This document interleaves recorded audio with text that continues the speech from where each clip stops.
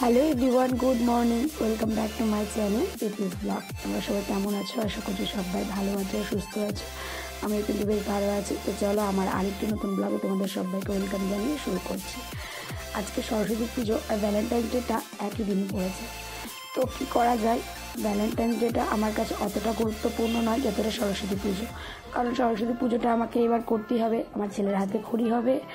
আর আমার কাছে কিছু স্টুডেন্ট পড়ছে, তাদের জন্য তারাও বলেছিল যে আন্টি এবার সরস্বতী পুজোটা করবে, তো তাদের জন্য তো সরস্বতী পুজোটাই আমার কাছে বেশ ইম্পর্টেন্ট। ওইদিকে হলুদ টলুদ বেটে স্নান ধান করে এখানে সরস্বতী পুজোর ভোগের কিছু জোগাড় করতে বসে গেছি। প্রথমে ভেবেছিলাম যে শুধু ফলটা দিয়েই করে নিব পুজোটা, বাট ভাবছি আমার কাছে নিরামিষের জিনিসপত্র সবই আছে, তো আমি একটু লুচি পায়েসটা কেন করব না, তো সেই জন্যই বসে পড়েছি আর কি। ওইদিকে পায়েসটা বসিয়ে দিয়েছি আর এদিকে লুচিটা আটা মাখছি। আর এদিকে দেখো ঠাকুরমশাই এসে একটু জোগাড় যন্ত্র করছে, আর আমি ওদিকে এই সব জোগাড় যন্ত্র করে ঠাকুরের কাছে এগিয়ে দিলাম। এখন উনি পুজো শুরু করবেন। তো এই যে শুরু হয়ে গেছে পুজো।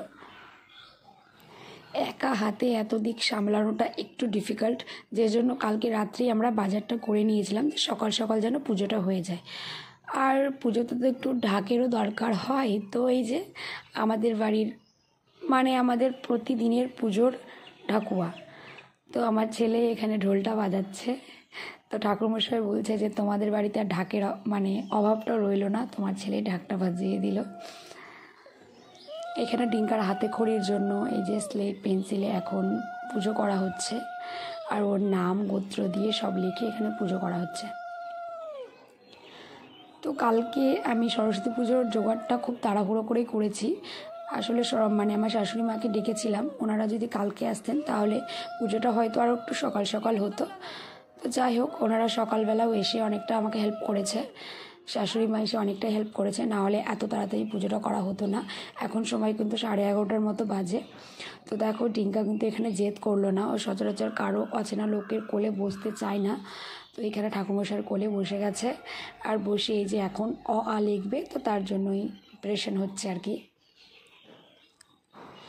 ও অটা কিন্তু লিখতে শিখে গেছে, ওর হাতে খড়িটা দেওয়া আমার একটু দেরি হয়ে গেল, 1 বছরটা লেট হয়ে গেল।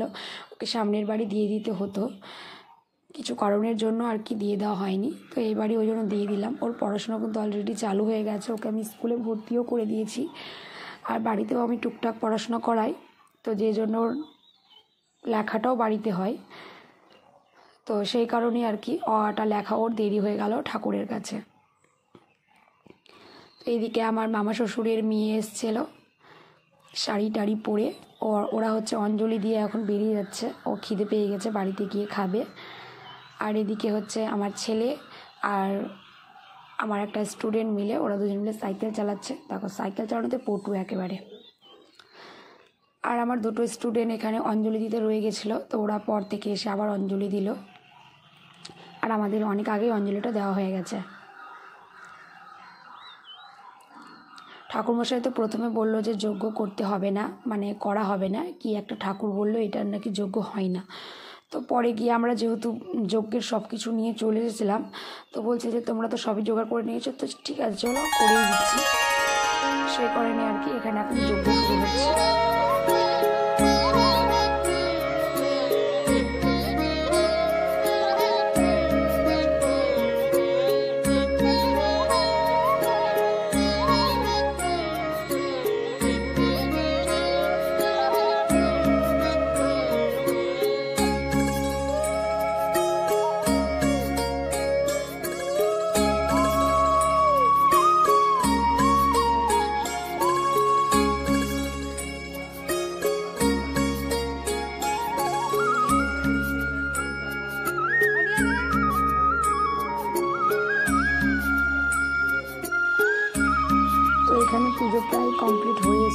মানে যজ্ঞ শেষ এখন।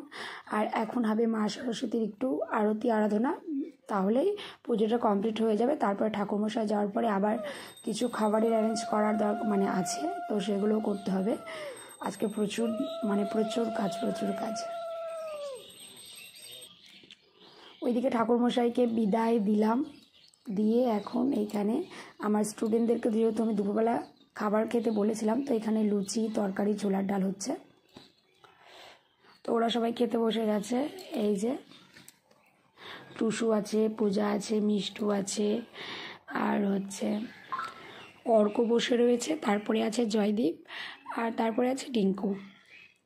তো ওরা এখানে খাওয়া দাওয়া করছে। আরও কিছু লুচি এখনও বেলতে আছে, তো মা বললো যে ওদেরকে খাইয়ে দে, তারপরে বাকিগুলো মানে বেলবি। ওরা এত দুষ্টুমি করছিল, মা পুরো প্রায় বিরক্ত হয়ে গেছে, বলছে ওদেরকে খাওয়াতেও। আসলে ওদের খিদেও পেয়ে গেছিলো, 2-2:30 বেজে গেছে, খেতে পাওয়াটা ন্যাচারালি।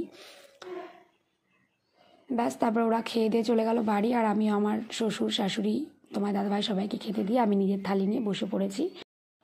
চলো টাটা, বাই বাই, দেখা হচ্ছে আবার যে কোনো একটা নেক্সট ব্লগে।